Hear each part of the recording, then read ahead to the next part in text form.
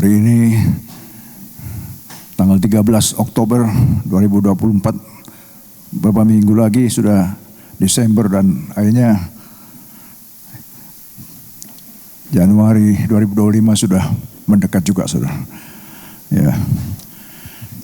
Nah, pagi hari ini saya masih akan terus continue mengenai visi 2024 tentang wake up. Bicara lagi tentang wake up, saudara. Berarti kita bisa saja tertidur, atau mungkin kita nggak tertidur tapi kita sudah bangun tapi masih rebah-rebahan, ya bisa masuk ke sana. Tetapi orang yang tidak wake up sebenarnya adalah orang yang terlena, ya. Orang yang terlena, orang yang tidak aware, dan sama juga dengan tidak tahu apa yang sedang terjadi di sekitar kita, gitu.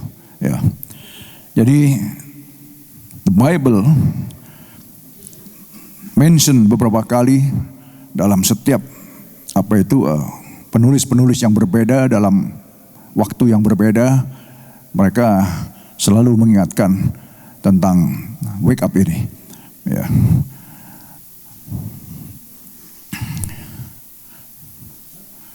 Kalau saudara lihat di sini, kira-kira apa ini?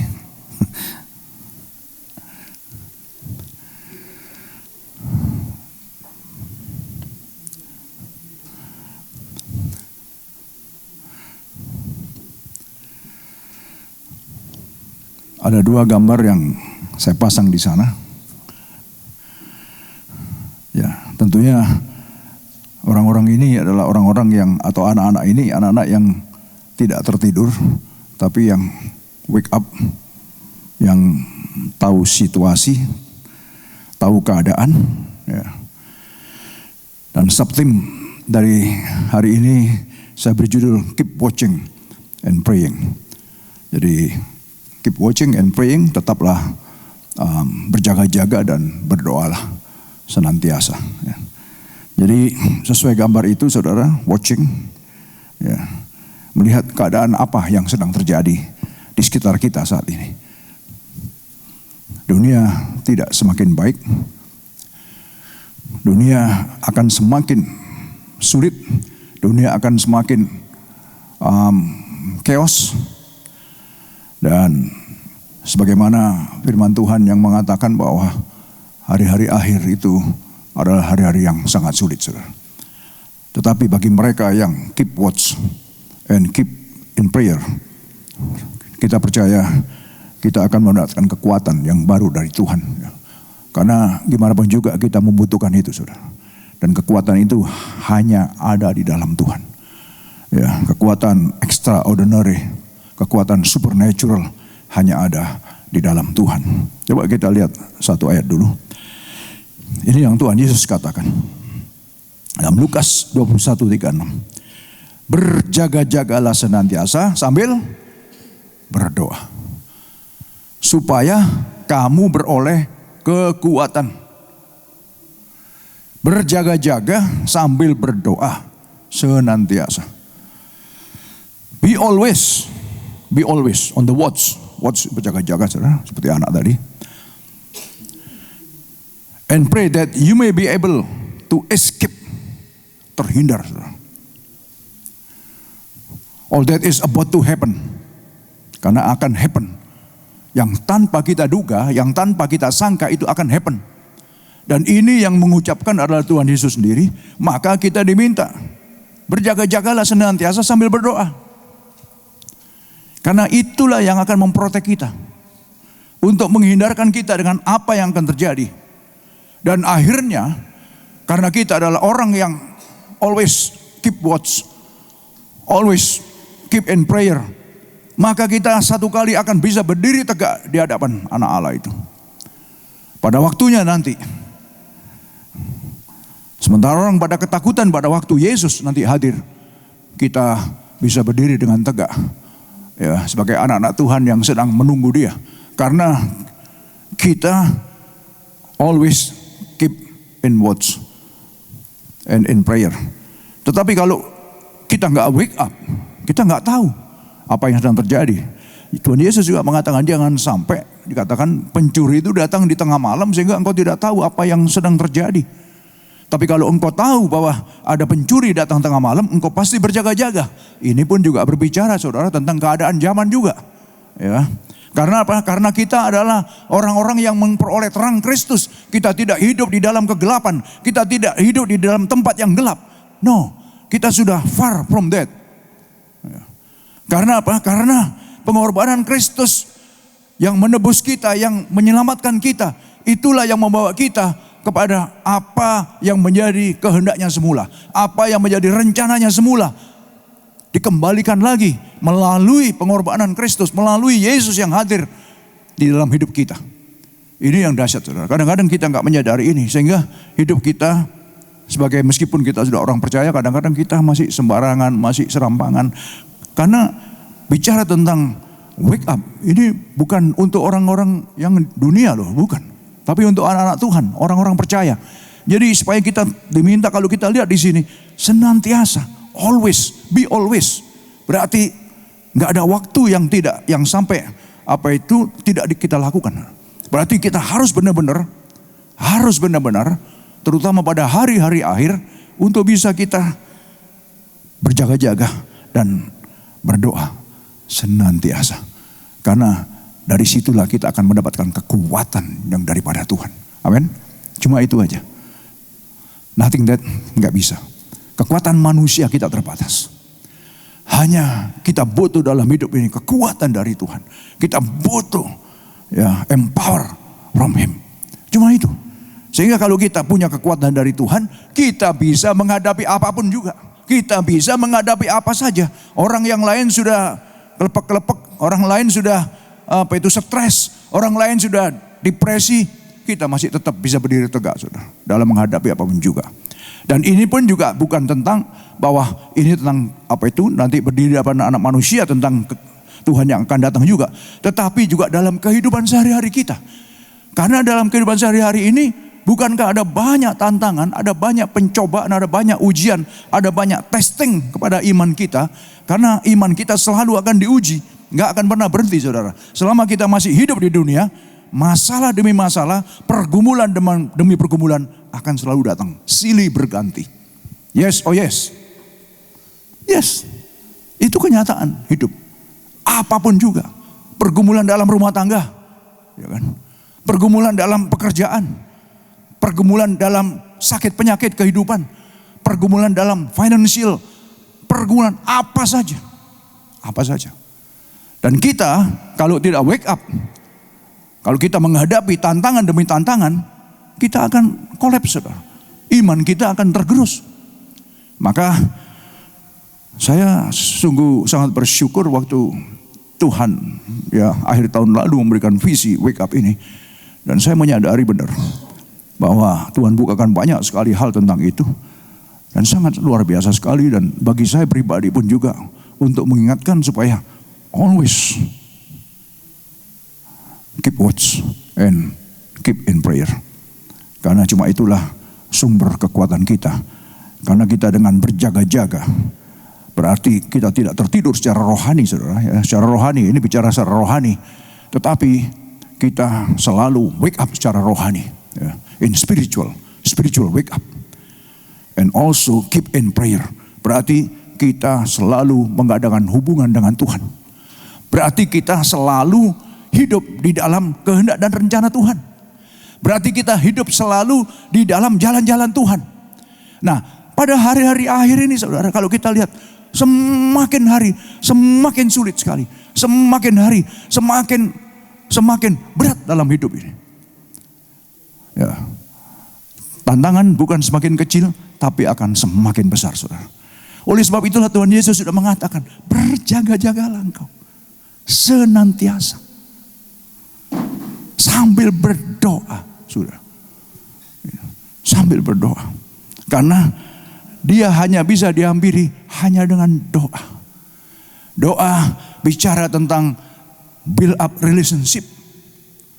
Personal, membangun to build membangun personal relationship dengan dia.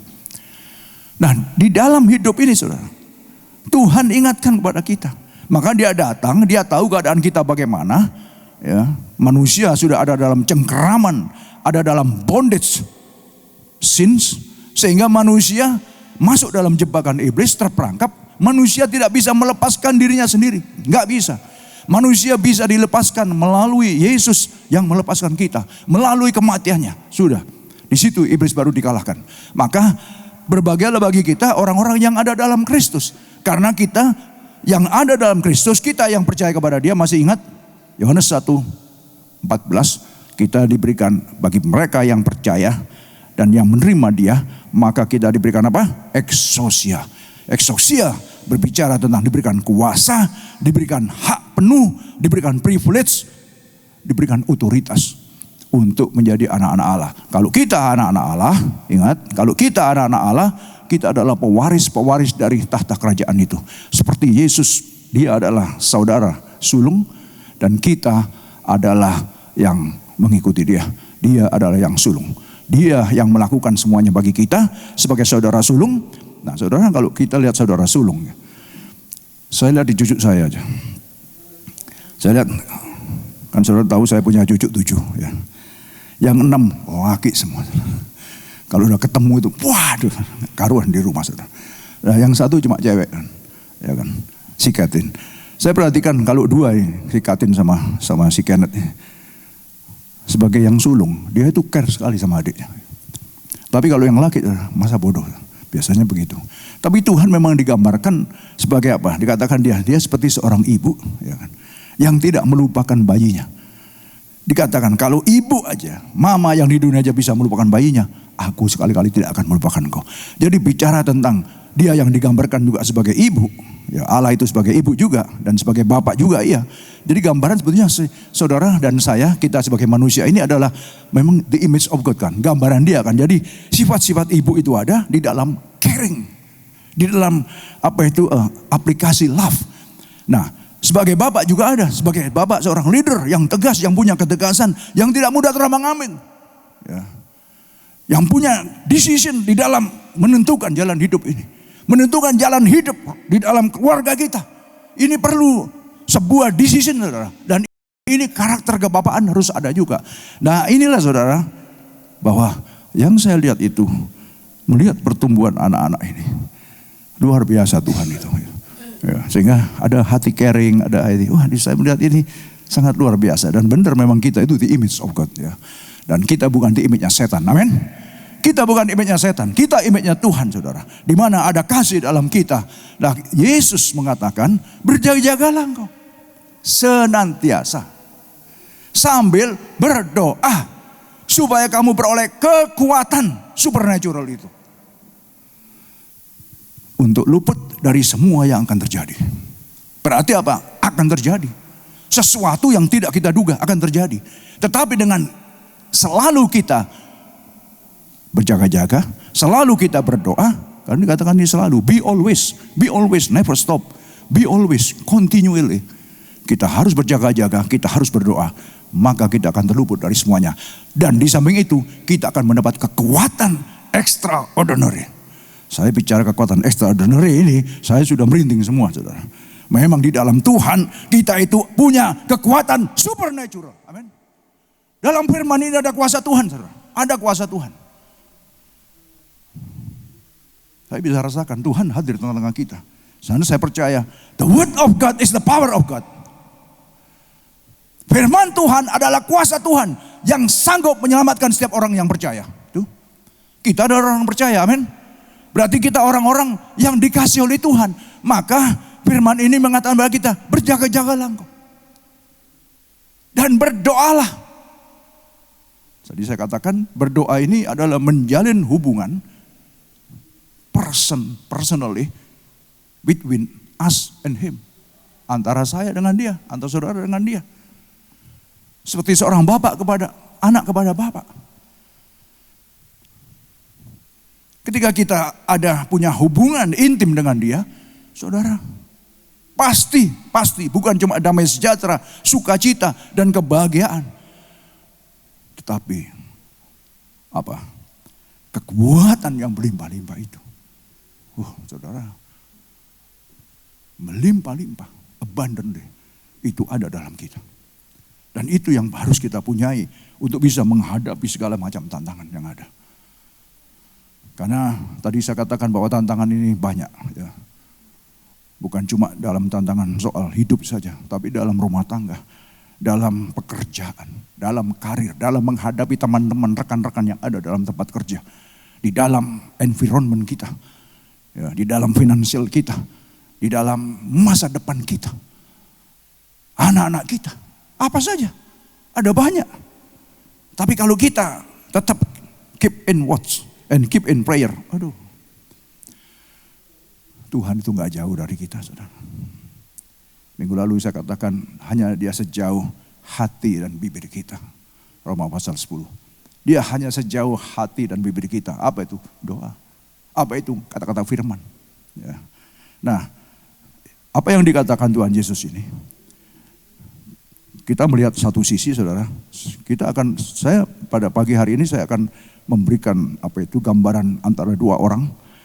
Sama-sama penulis, tapi yang berbeda. Di dalam karakter, di dalam waktu. Ya.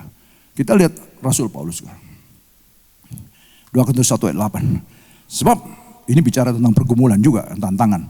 Sebab kami mau, saudara-saudara, supaya kamu tahu akan penderitaan yang kami alami di Asia Kecil. Beban yang ditanggungkan atas kami adalah begitu besar dan begitu berat. Sehingga kami telah putus asa. Juga akan hidup kami. Seorang Rasul Paulus sampai putus asa. Brothers and sisters, we want you to know about the hard time we suffer. In Asia Minor, we were having a lot of trouble. It was far more than we could stand. Jauh daripada kita bisa berdiri tegak. We even thought we were going to die. Rasanya sampai kita mau mati. Putus asa namanya. Saya perhatikan. Bahkan kami merasa seolah-olah kami telah dijauhi hukuman mati.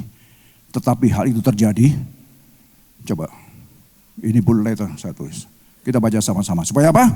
Supaya kami jangan menaruh kepercayaan pada diri kami sendiri, tapi hanya kepada Allah yang membangkitkan orang-orang mati. Bicara lagi tentang orang-orang mati. Tadi orang yang tidak wake up, dia seperti orang yang mati. Mati rohani juga. Jadi dia merasa seolah-olah bahkan seperti telah dijatuhi hukuman mati. Saking beratnya pergumulan. Dia digencet sana sini, saudara. Kalau saudara baca, ya, di dalam suratan-suratannya, ya, dia didera, dilempari batu, ya, dicambuk 40 kurang 1 kali, 3 kali dia dapat cambukan-cambukan, ya, diseret, terhanyut, karam kapal dan lain sebagainya. Banyak penderitaan yang dia alami, saudara, ya, yang digelandang, dimasukin ke penjara, yang dipukulin dan segala macam, banyak hal. Tantangan-tantangan yang ada dalam setiap kita masing-masing beda-beda. Tapi bicara tentang wake up, supaya kita keep in prayer, supaya kita keep in watch, supaya kita tetap berjaga-jaga, supaya kita tetap berdoa. Karena hanya dengan itu saja kita bisa, saudara, berdiri tegak. Kita bisa mendapat kekuatan extraordinary itu. Nah, jadi hal itu terjadi kalau saudara kita sedang mengalami banyak hal, tantangan, pencobaan, ujian, testing dalam hidup ini. Jangan keburu-buru saudara ngomel dulu. Jangan keburu-buru saudara stres dulu. Jangan keburu-buru saudara depresi, ya, kepikiran. Ya. Banyak orang itu kadang-kadang mukanya sudah nggak ada seri-seri lagi, nggak berseri lagi. Tapi katanya kan kayak kates lagi. Apa kates? Pepaya yang lonjong, mukanya jadi lonjong. Kates lagi. Ya, kayak pepaya yang nggak ada ketawanya lagi. Karena depresi, karena stres yang dihadapi, saudara. Maka dikatakan begini, hal itu terjadi supaya Kita itu karena orang yang stres, orang yang depresi, orang yang kepikiran, orang yang susah, itu dia kena apa? Kena hantam spirit of self-pity. Apa itu spirit of self-pity? Spirit mengasihani diri sendiri. Yang dipandang cuma dirinya terus. Dirinya terus. Bagaimana hidup saya ini? Bagaimana ini? Aduh, saya hampir tiap hari saudara. Ada aja yang selalu ngomong seperti itu. Enggak tahu dari Indonesia, dari mana-mana. Ada aja sambat-sambat. Mengeluh. Keluhan. Saudara ingat, di sini ayatnya. Hal itu terjadi supaya kami jangan menaruh kepercayaan pada diri kami sendiri.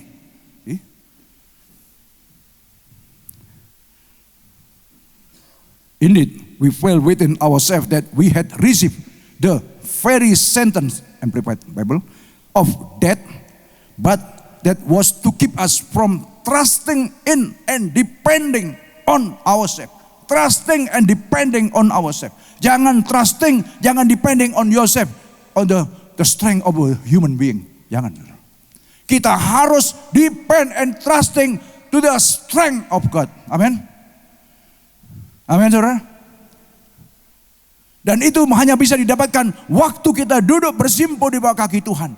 Waktu kita berjaga-jaga. Maka kekuatan supernatural, ya, the power of God itu akan hadir dalam hidup kita. Sehingga kita menghadapi apapun juga, kita masih bisa. Haleluya, praise the Lord.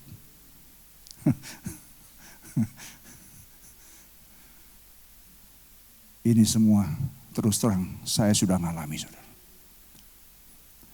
Kalau tidak saya nggak bisa bicara juga hari ini. Dan setiap saudara pasti mengalami pengalaman yang berbeda-beda. Tapi selama saudara, karena saudara masih ada di dalam tempat ini, berarti saudara adalah orang-orang yang berharap kepada Tuhan, amin. Saudara orang-orang yang percaya kepada Tuhan, amin. Dan saudara yang menaruh pengharapan kepada Dia. Dan saudara pasti banyak pengalaman. Tentu berbeda-beda, tapi semuanya indah untuk kita semua. Dan itulah yang akan menguatkan kita. Pegang terus saudara. Ya. Jadi, meskipun merasa seperti telah dijatuhi hukum mati, sudah putus asa. Tapi dari sini dia belajar, saudara. Bahkan dengan timnya juga belajar supaya kami jangan menaruh kepercayaan pada diri kami. Maka Yeremia 17 ayat 5, 7, 8. Terkutuklah orang yang mengandalkan kepada siapa? Yeremia 17:5. Terkutuklah orang yang mengandalkan kepada dirinya sendiri, kepada kekuatan manusia dan yang hatinya menjauh dari Tuhan. Tapi diberkatilah orang yang mengandalkan Tuhan. Coba saudara lihat. Semua penulis-penulis, mereka itu punya pengalaman pribadi, saudara. Sehingga tulisannya dibukukan menjadi Alkitab. Pengalaman Yeremia juga sama. Terkutuklah orang yang mengandalkan kekuatannya sendiri, mengandalkan manusia, mengandalkan kekuatan sendiri, dan yang hatinya jauh dari Tuhan. Terkutuk dia, hidupnya terkutuk. Tetapi diberkatilah orang yang mengandalkan Tuhan, yang menaruh harapannya kepada Tuhan. Dia akan seperti apa? Pohon yang ditanam di tepi aliran sungai yang mengalir, dan dia berbuah pada waktunya. Dahsyat sekali. Amin. That's why wake up. Sesuai dengan visi 2024. Wake up. Come on church, wake up. Jangan melihat keadaan. Karena setiap kita secara personally kita akan menghadap Dia personally. Gak ada teman lagi, gak ada suami, gak ada istri, gak ada papa mama, gak ada anak. Enggak. Masing-masing pribadi. Imanku yang menyelamatkanku, gak akan menyelamatkan siapa-siapa, enggak. Maka aku harus membangun hidupku, diriku, kerohanianku. Dan itu hanya bisa dilakukan antara pribadi kita dengan Dia. Nah, berapa lama saya ngomong? Waduh, cepat sekali. Oke, kita lihat perbandingannya dengan Petrus sekarang. Ya. Saya buat supaya kita bisa ada comparison ya, perbandingan dengan Petrus. Yang sama-sama juga banyak menghadapi masalah juga. Ya. Nah, Oke, dalam opening letternya, dalam 1 Petrus 1 ayat 3 katakan, terpujilah Allah dan Bapa Tuhan kita Yesus Kristus, yang karena rahmat-Nya yang besar telah melahirkan kita kembali oleh kebangkitan Yesus Kristus dari antara orang mati kepada suatu hidup yang penuh pengharapan. Jadi dia ada pujian dulu kepada Tuhan. Untuk menerima suatu bagian yang tidak dapat binasa, yang tidak dapat cemar, dan yang tidak layu, yang tersimpan di surga bagi kamu. Saudara perhatikan, satu ketegasan bahwa bagi kita, ya, meskipun kita seperti Rasul Paulus banyak menghadapi sudah putus asa, sudah seperti mati rasanya, tetapi lihat, satu sisi kita melihat, karena Rasul Paulus pun juga melihat bahwa hidupku bukan aku lagi, tapi Kristus yang ada di dalamku. Karena dia tahu yang dia tuju, yang dia sasar bukanlah kehidupan dunia ini, tetapi bersama dia selama-lamanya. Maka dikatakan dalam Filipi 3:13, inilah yang kulakukan, aku melupakan apa yang di belakangku dan berlari-lari untuk meraih hadiah, yaitu panggilan sorgawi dari Allah dalam Kristus Yesus. Setiap kita seperti itu mestinya. Kita berlari-lari untuk meraih hadiah itu. Hadiahnya apa? Panggilan sorgawi dalam Kristus Yesus. Kita semua ada orang yang dipanggil, amin. Kita orang-orang yang diselamatkan gak sampai di situ saja, tapi kita dipanggil. Setiap kita dipanggil untuk bisa melayani dia. That's it. Ya. Nah, untuk menerima bagian yang tidak dapat binasa, yang tidak dapat cemar, dan yang tidak layu, yang tersimpan di surga. Ya, bagi kamu, bagi kita semua. Yaitu kamu. Lihat saudara. Yang dipelihara dalam apa? Kekuatan Allah. Karena apa? Karena imanmu. Karena trustingmu. Karena pengharapanmu. Karena tergantunganmu. Kekuatan Allah akan memelihara kita. Ini penulis berbeda, tapi sama. Perjanjian lama pun juga sama. Tadi saya singgung satu aja, cuma Yeremia tadi saya bicara. Ya. Hampir semua anak-anak Tuhan, orang-orang yang dipanggil, para nabi, para rasul, orang-orang percaya, semuanya hidup di dalam ini. Untuk mendapatkan kekuatan dari Tuhan, tidak ada lagi. Kita harus hidup sesuai dengan apa yang menjadi rencana kehendaknya. Yesus katakan, berjaga-jagalah engkau, berdoalah senantiasa. Nah, yaitu kamu yang dipelihara dalam kekuatan Allah karena imanmu. Saya seringkali katakan, bahkan sudah saya saudara, bahwa sebesar imanmu, sebesar itulah Tuhan akan nyatakan kepadamu. Saudara tentu ingat, sebesar imanmu, sebesar itulah Tuhan akan nyatakan kepadamu. Maka tidak heran kalau Yesus katakan, kalau engkau punya iman sebesar biji sesawi saja, gunung itu engkau katakan pindah, pindahlah. Ya tentu dalam hal ini, ya gunung masalah, gunung persoalan, gunung pergumulan, gunung pencobaan, gunung apapun juga. Ya. Bahkan gunung alam pun juga akan tunduk bagi orang percaya. Amin. Ya, saudara yang sudah pernah ikut kita ke NTT, bagaimana? Ya kita demonstrasikan kuasa Tuhan tuh. Hujan turun. Karena kekuatan ini, supernatural, extraordinary yang dari Tuhan itu. Hujan deras, berhenti. In the name of Jesus, berhenti. Ini yang harus dipunyai oleh setiap anak-anak Tuhan sebetulnya. Karena pusatnya, segala-galanya hanya ada dalam Kristus. Makanya segala kuasa sudah dikalahkan, kuasa itu diberikan kepada Tuhan Yesus, dan Tuhan Yesus berikan kepada kita. Supaya kita hidup tidak menjadi orang yang cengeng, supaya hidup tidak menjadi orang yang selalu tertidur, tapi yang selalu berjaga-jaga dan senantiasa punya relationship dengan dia. Itu. Sehingga saudara kita punya kekuatan extraordinary. Gak akan gampang diombang-ambingkan kita. Gak akan gampang terpengaruh apa kata orang. Enggak. It doesn't matter orang itu hamba Tuhankah, penginjilkah, rasulkah, gurukah. Yang kita pegang adalah firman Tuhan. That's it. Kita akan tetap kuat, saudara. Karena manusia apa? Tidak bisa diandalkan. Kalau pagi hari ini saya bicara, saya hanya menyampaikan apa sesuai dengan firman Tuhan. That's all. Saya juga manusia biasa yang tidak kurang, tidak lebih, yang banyak kekurangan, belum perfect. Dan saya juga terus harus berjuang untuk menuju ke sana. Semua kita saling berjuang, saudara. Saling menguatkan, saling mengingatkan, saling mensupport each other. Itulah adanya yang dikatakan eklesia, orang-orang dipanggil, dijadikan menjadi satu tubuh, supaya kita bisa hidup bergandengan tangan bersama-sama. Di mana waktu kita ada kesatuan hati, disitulah hadir Yesus di tengah-tengah kita. Amin. It's dahsyat. Terus, bergembira akan hal itu, sekalipun sekarang ini kamu seketika harus berduka cita oleh apa? Berbagai-bagai pencobaan. Doesn't matter. Ada pergumulan, ada masalah, ada persoalan. Bersuka cita saja.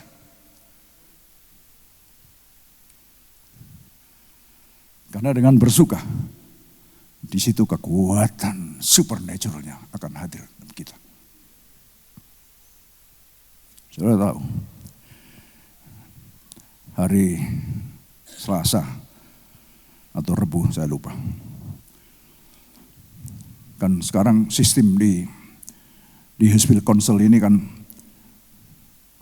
untuk booking tahun 2025-2026 itu akhir September itu dikasih dan harus cepet-cepetan. Jam 9 pagi harus masuk email. Ya, dengan semua berapa jam, berapa hari, apa harus masuk semua. Siapa yang cepat dia kasih. Nah, saya sudah masukkan, saudara. Menurut saya sudah nomor 1. Ya. Sudah saya tunggu-tunggu, nggak apa-apa. 10 hari kemudian, baru 2 hari yang lalu, 3 hari yang lalu. I'm sorry, yang kamu minta sesuai dengan jammu sudah terambil. Jadi nggak ada lagi untuk Sunday pagi, ya, untuk Sunday service, no more, nggak ada. Saya langsung, bukankah kita sudah tahun 2011 di sini?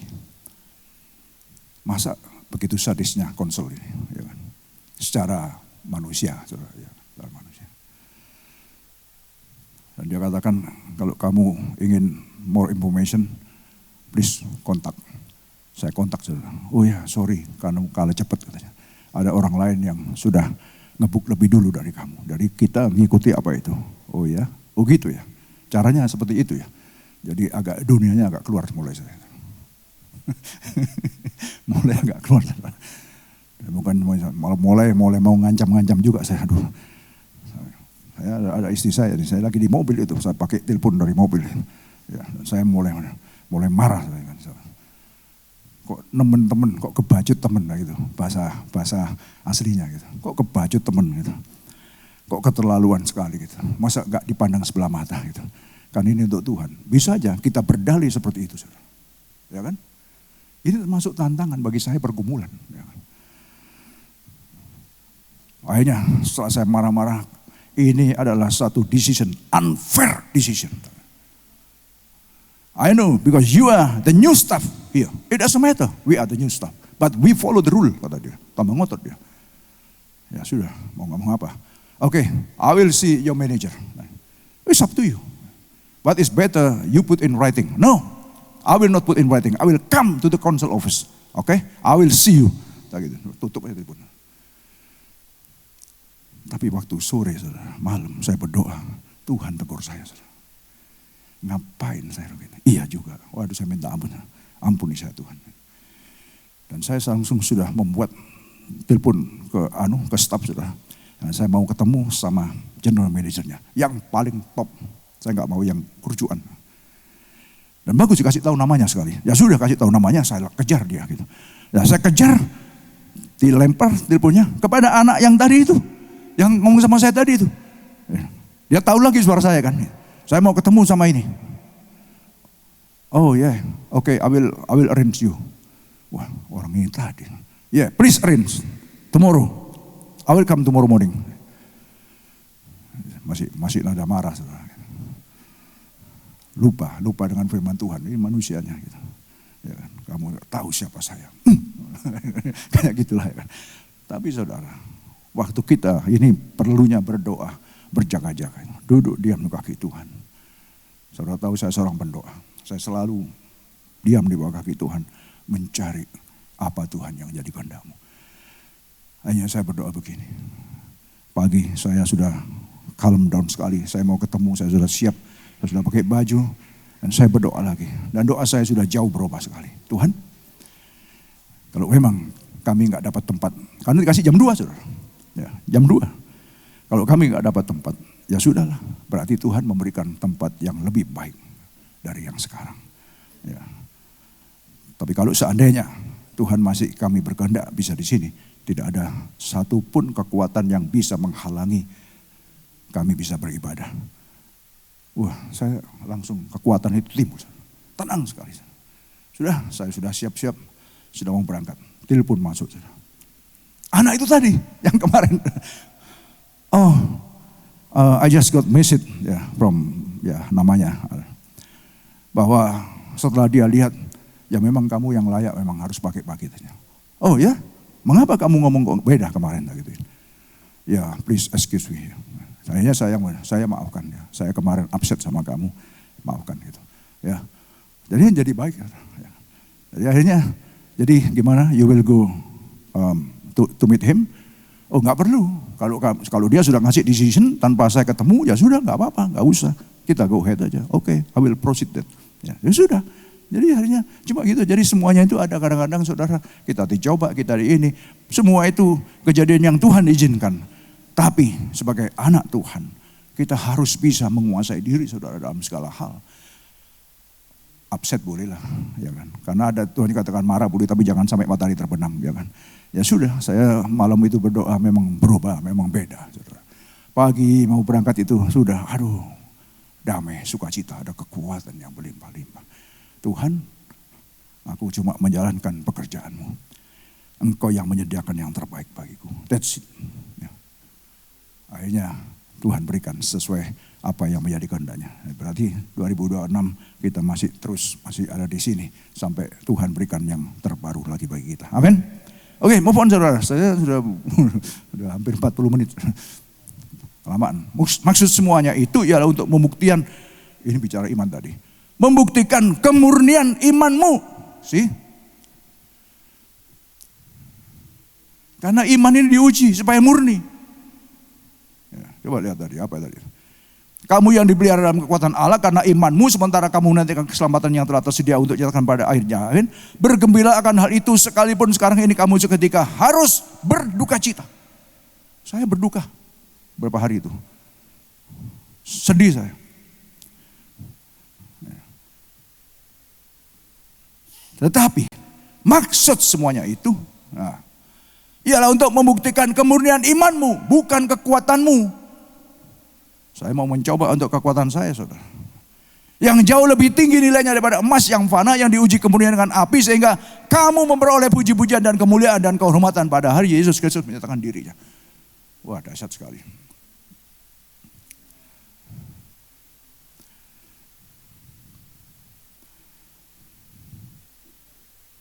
Oke, ayat terakhir ya. Ingat ini. Pencobaan-pencobaan yang kamu alami ialah pencobaan-pencobaan biasa. Yang tidak melebihi kekuatan manusia. Sebab Allah setia dan karena itu Ia tidak akan membiarkan kamu dicobai melampaui kekuatanmu. Enggak mungkin, saudara. Berarti kalau kita masih dicobai, kita sudah geleper, sudah putus asa kayak Rasul Paulus tadi, sudah mau mati rasanya, tapi Tuhan masih melihat kamu masih kuat. Berarti pencobaan itu masih diizinkan. Dan sekali-kali tidak akan melewati kekuatan kita. Amin. Itu Tuhan kita. Tetapi semuanya itu untuk menguji iman kita. Tanpa pencobaan, tanpa pergumulan, tanpa masalah, kita nggak pernah naik level. Nggak akan pernah. Melalui tantangan, melalui pencobaan, melalui masalah pergumulan, disitulah kita dibentuk. Sehingga tidak menjadi anak-anak gampangan. Tapi menjadi anak-anak Tuhan yang kuat. Seperti gunung Sion yang tidak tergoyahkan oleh apapun juga. Amin. Itu. Dan Tuhan pasti senang melihat itu. Ya kan, berdiri tegak. Digoncang ke kanan ke kiri. Tidak tergoyahkan. Di kitab Yakobus. Jangan seperti orang yang tidak beriman. Yang terombang-ambing kesana kemari. Dihantam gelombang ke kanan, dihantam gelombang ke kiri. Tidak, kita tidak seperti itu. Kita punya kekuatan supernatural dari Tuhan. Tapi basisnya mana? Kita harus banyak berdoa. Harus berjaga-jaga senantiasa. Disitulah baru kita punya kekuatan extraordinary, supernatural. Sehingga kita tidak akan bisa digoyang oleh pencobaan, oleh apapun juga, oleh ajakan-ajakan yang menyesatkan. Apapun juga, tidak bisa. Karena kita punya pendirian. Pendirian kita adalah Kristus Yesus Tuhan, Kau yang sudah mati bagi aku, yang sudah menyelamatkan hidupku, yang sudah merampas aku dari maut, yang sudah memerdekakanku. Setan mana yang berani, saudara? Saya bicara ini bicara kebenaran, dan saya berbicara di hadapan kuasa-kuasa roh-roh. Berani nggak mereka? Saya nggak sombong. Karena apa? Iman seperti ini dibutuhkan. Sehingga setan iblis akan lari dari kita. See? Tapi kalau kita, ya sudah. No. We are not like that. Kita adalah orang-orang decision maker. Orang-orang yang punya ketegasan di dalam Kristus. Beda, saudara. Beda. Kekuatan tidak akan melebihi kekuatan kita. Pada itu kamu dicobai, Ia akan memberikan kepadamu apa? Jalan keluar. Sehingga kamu dapat menanggungnya. Jadi ada semata betapa beratnya tantangan yang harus kita hadapi di akhir zaman ini, saudara. Selama kita keep watch and keep in prayer, Tuhan akan memelihara kita. Ada haleluya. Dan Dia akan memberikan way out kepada kita. He will also provide a way out so that you can stand up under it. Stand up tetap. Tuhan berikan jalan keluar pada kita. Apa? Tinggal dikepret aja, saudara. Apa? Tinggal ditendang aja. Amin. Haleluya.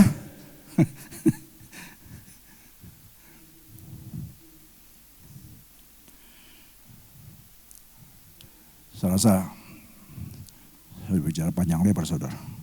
Lama sekali hari ini. Jadi ingat, hidup ini kita tidak akan lepas dari setiap masalah dan pergumulan. Entah itu masalah pekerjaan, entah itu masalah usaha, entah itu masalah keluarga, entah itu masalah finansial, entah itu masalah karir, entah itu masalah kehidupan, entah itu masalah masa depan, apapun juga kita akan diperhadapkan. Tetapi ingat bahwa semuanya itu Tuhan izinkan untuk melatih iman kita, supaya iman kita menjadi murni. Emas itu kalau tidak digosok tidak akan jadi mengkilat, saudara. Berlian itu kalau tidak digosok enggak akan mengkilat. Tapi waktu digosok sakitnya bukan main. Ya, kata Rasul Paulus, sampai putus asa, sampai rasanya mau mati. Tapi setelah itu dia akan muncul, akan bersinar-sinar, saudara. Dan setiap saudara dan saya bukanlah orang-orang yang sembarangan. Tapi anak-anak Tuhan yang berkarakter, anak-anak Tuhan yang bermutu, anak-anak Tuhan yang sudah ditanam oleh Tuhan itu sendiri. Ingat, bukan Dia yang memanggil kita, tapi Dialah yang memanggil kita. Bukan kita manggil Dia, tapi Dia yang manggil kita. Bukan kita yang pilih Dia, tapi Dia yang pilih kita. Saudara adalah orang-orang pilihan, saudara orang yang dipanggil. Berbahagialah bagi kita yang ada dalam Dia. Tuhan memberkati kita semua. Musician dan singer.